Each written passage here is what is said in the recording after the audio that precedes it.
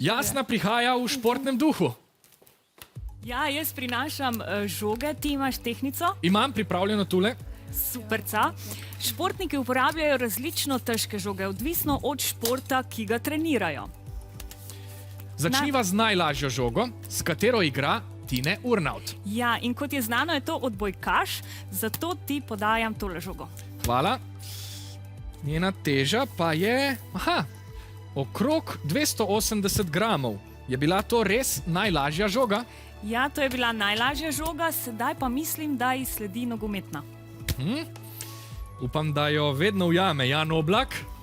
Ta žoga pa je težka 287 gramov. Drugače so nogometne žoge težke tudi do 445 gramov. Naslednja je rokometna žoga, s katero gole zabija Vid Kavtičnik. Ojoj, jasno. To je bilo pa zdaj nevarno. Tehta pa rokometna žoga v našem primeru 338 gramov. Drugače so lahko težke tudi do 475 gramov.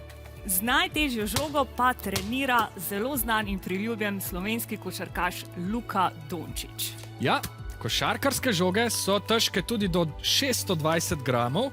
Koliko pa tehta naša? 587 gramov. Torej, preverili smo vse trditve, pravilni odgovor je res A.